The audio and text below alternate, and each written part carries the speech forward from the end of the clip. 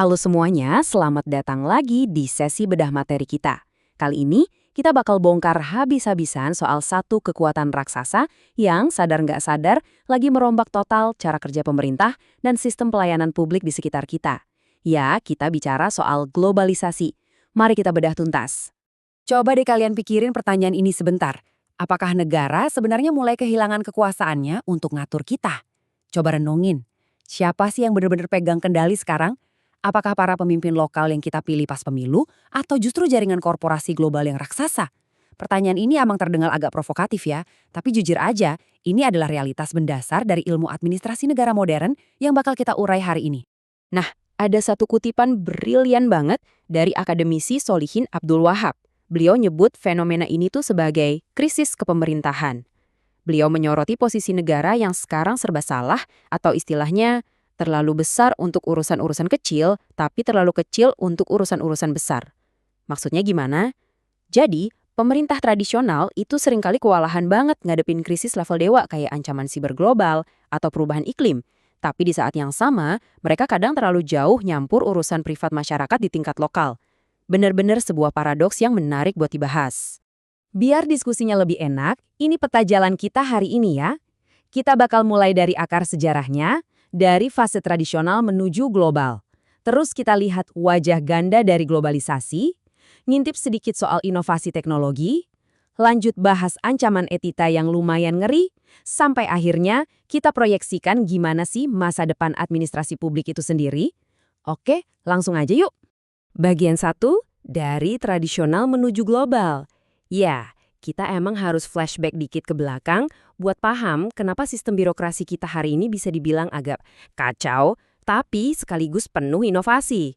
Yang paling menarik dari flashback ini adalah pergeseran paradigmanya. Dulu tuh kiblat tata kelola kita adalah birokrasi Weberian ala sosiolog Max Weber. Bayangin aja sistem yang kaku, hierarkis banget dan serba formal. Kalian pasti tahu lah era di mana mau ngurus satu izin aja butuh 5 stempel berbeda dan nunggunya berminggu-minggu. Dulu cara ini dianggap paling efisien. Tapi pas ombak globalisasi datang, model lama ini terbukti gagap. Akhirnya kita bergeser ke model New Public Management. Nah, ini tuh pendekatan yang jauh lebih lincah, pro-pasar, terdesentralisasi, dan memangkas aturan-aturan kaku. Ini bukan cuma ganti istilah doang loh, ini bener-bener perombakan total mesin birokrasi dunia. Terus gimana sih wujud asli globalisasi di dunia birokrasi? Menurut ahli administrasi Ali Farazman, masalahnya jauh lebih kompleks dari sekedar perdagangan bebas. Kita bicara soal institusi yang mengglobal, batas negara yang kebuka lebar, sampai ke proses akumulasi modal sama korporasi raksasa. Bahkan, ada pergeseran ideologis ke arah kapitalisme barat, dan fenomena spasial yang secara harfiah kayak ngilangin batas ruang dan waktu. Praktisnya, negara udah nggak bisa lagi hidup kayak pulau terpencil. Dunia udah jadi satu kampung global, dan pastinya butuh sistem administrasi jenis baru buat ngaturnya. Masuk ke bagian 2, wajah ganda era globalisasi. Ibarat pedang bermata dua, konektivitas yang tanpa batas ini emang ngasih peluang gila-gilaan. Tapi risikonya, nggak main-main bahayanya. Pernah dengar istilah isu suprateritorial? Jujur aja, ini adalah mimpi buruk buat sistem birokrasi tradisional hari ini. Bayangin aja masalah kayak pemanasan global, kerusakan lingkungan masif, atau virus pandemi yang terbang dari satu benua ke benua lain. Ini adalah masalah publik global yang dengan santainya nembus batas-batas negara. Fakta pahitnya nih, nggak ada satupun negara berdaulat di bumi ini yang bisa beresin masalah itu sendirian. Kekuasaan pemerintah tiba-tiba terasa lumpuh total kalau mereka maksa kerja sendiri tanpa kolaborasi internasional. Dan realitas di lapangan ngebawa kita ke satu observasi kritis. Kapitalisme global itu bisa secara langsung ngancam kedaulatan nasional. Ketika kekuatan ekonomi numpuk di segelintir elit korporat transnasional, ada risiko gede banget di mana negara, terutama negara berkembang, bakal kehilangan kemerdekaan finansial dan kemampuan bikin aturannya sendiri. Ujung-ujungnya, mereka bisa masuk ke jurang ketergantungan dan seringkali harus ngorbanin kepentingan rakyatnya sendiri demi menuhin tuntutan entitas global ini. Kelihatan banget kan ada perpindahan kekuasaan dari tangan negara ke tangan pemain-pemain non-negara. Lanjut ke bagian 3. Inovasi teknologi dan e-government. Untungnya, di tengah tekanan kedaulatan tadi, arus globalisasi juga maksa sektor pelayanan publik buat berevolusi dengan kecepatan yang super gila. Evolusinya kelihatan banget. Dari masa lalu yang ribet sama tumpukan kertas, stempel basah, dan antrian panjang birokrasi, sekarang kita pelan-pelan udah masuk ke era e-government yang jauh lebih transparan dan cepat. Tapi eits, kita nggak berhenti sampai di sini. Masa depan tata kelola publik itu bakal bergantung banget sama big data, kecerdasan buatan atau AI, dan otomatisasi pembuatan keputusan. Negara dituntut buat bisa ngolah data masif secara real time supaya kebijakan yang keluar itu akurat.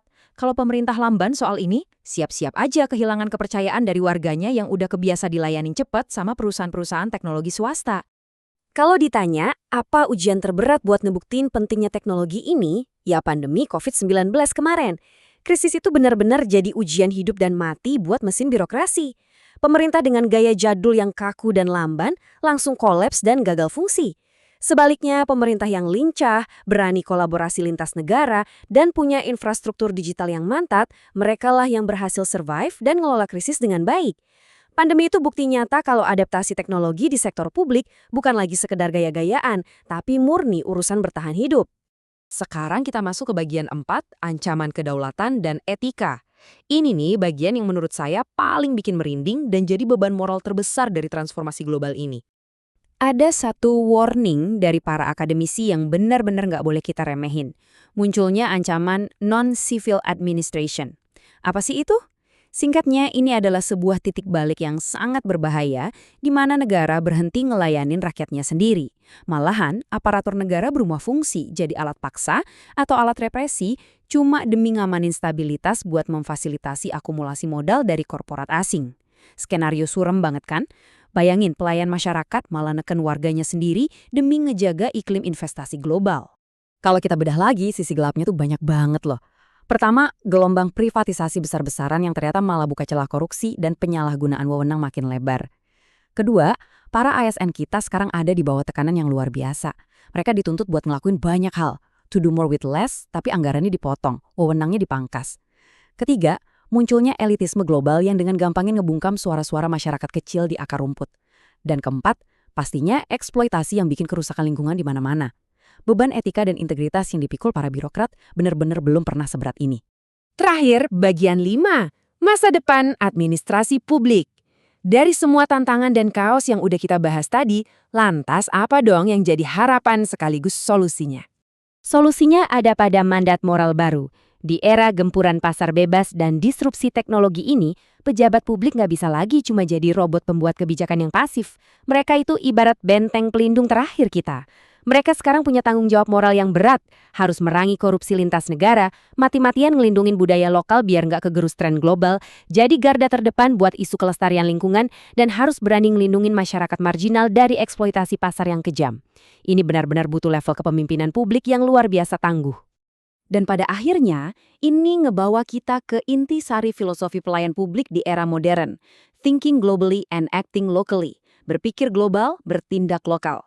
Pemimpin publik kita wajib hukumnya punya wawasan seluas dunia, paham pergeseran geopolitik, ngerti teknologi AI terbaru, tapi pas mereka ngambil keputusan, kaki mereka harus tetap napak kuat di bumi.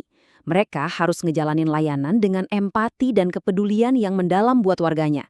Itulah esensi administrasi masa depan. Tata kelolanya sekelas dunia, tapi hatinya tetap lokal.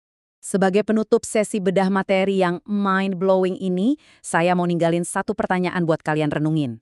Di era baru ini, apakah struktur negara kita pada ujungnya bakal tunduk dan cuma jadi pelayan buat kepentingan pasar global? Ataukah negara bisa berevolusi secara teknologi dan moral buat benar-benar ngelindungin serta memajukan kita, warga lokalnya? Jawabannya ada di tangan generasi pemimpin publik berikutnya dan tentu aja pada kita semua yang terus ngawasin mereka.